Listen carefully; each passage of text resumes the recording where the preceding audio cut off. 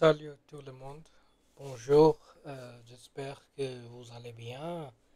Et aujourd'hui, j'ai trouvé mon courage de verser une autre vidéo sur ma chaîne YouTube parce que aujourd'hui, je me sens que j'ai trouvé mon fluidité euh, après quelques semaines de pratiquer. Alors aujourd'hui, c'est bon. Euh, Moi, désolé, je veux dire que il y a un mois, quand j'ai commencé à pratiquer l'expression orale avec un ami qui, qui apprend le français avec moi, et évidemment, c'était difficile quand on a commencé de parler français. Et oui, après quelques jours, je pense que j'ai trouvé ma fluidité. Et aussi, on a commencé d'écrire en français parce que, comme je disais c'est quoi, dans une autre vidéo, dans, dans des vidéos anciennes, que je veux passer mon examen en septembre, la mois prochaine, en fait. Et oui, alors je, je- j'ai partagé avec mon ami que il faut pratiquer l'expression écrite aussi. Et oui, après avoir discuté après avoir discuté deux fois, on a commencé d'écrire en français aussi. Et aujourd'hui, je veux dire, je veux dire actually, mais je pense que actuellement c'est une fausse amie. C'est une fausse amie.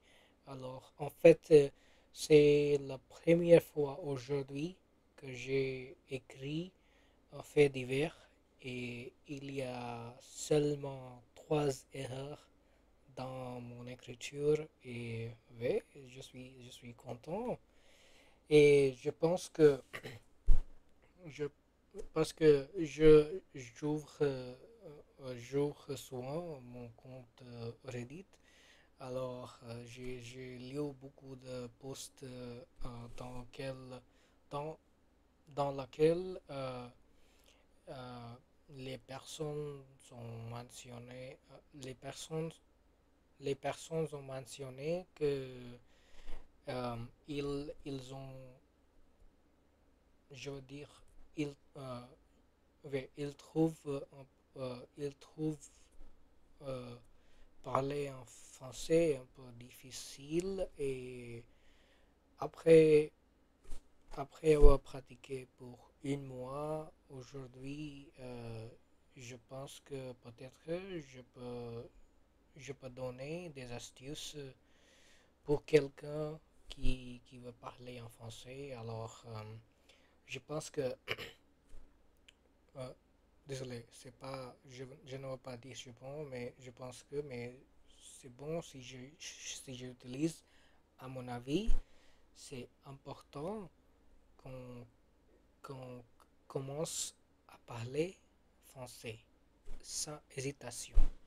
Alors, quand j'ai commencé à parler, non, je ne veux pas en répétition ici. Alors, quand je l'ai commencé, euh, je suis toujours effrayante que je vais faire une erreur, des erreurs, etc. Mais c'est normal. Je pense que même les Français font des erreurs quand ils parlent. Alors c'est normal. Et moi, je suis un homme Gujarati. Alors maintenant, et après avoir vécu au Canada depuis 7 heures, maintenant, quand je veux parler quelque chose en Gujarati, j'oublie le mot. Et parfois c'est difficile de m'exprimer, alors c'est normal. Et oui, c'est important qu'on commence sans hésitation. Et si on fait des erreurs, c'est important que on comprend comment on peut les corriger. Alors, parce que si, si on fait la même erreur, souvent, c'est pas, c'est pas le bon, c'est pas la bonne chose et il ne nous aidera pas beaucoup. Et pour l'examen de TEF Canada, c'est essentiel qu'on peut parler avec fluidité et c'est no- désolé. C'est normal que c'est normal euh, que euh, il faut penser avant de parler, c'est la règle tout le temps, mais ouais, après quelques jours, après quelques semaines, il s'arrive un temps quand on peut parler et penser euh, en même temps, at the same time. Alors, à mon avis, euh, avant, c'est quoi? C'est donc, désolé, mais ouais, j'oublie ce que je vais dire. Mais oui, aujourd'hui, j'ai j'ai trouvé mon courage parce que c'est difficile, c'est difficile de verser, c'est difficile de verser quelque chose euh, et spécifiquement une vidéo si je peux pas parler français bien parce que dans d'autres vidéos que j'ai versé auparavant, il y a beaucoup de temps que je me répète et il y a des phrases que j'utilise que j'utilise comme je sais pas, etc.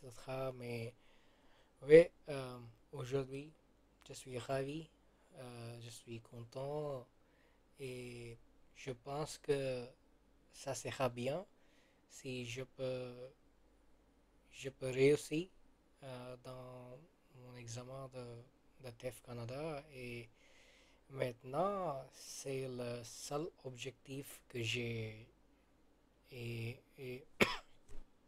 bien sûr je veux réussir, c'est naturel parce que j'ai passé environ environ 8 mois pour la préparation et maintenant je pense que je suis prêt.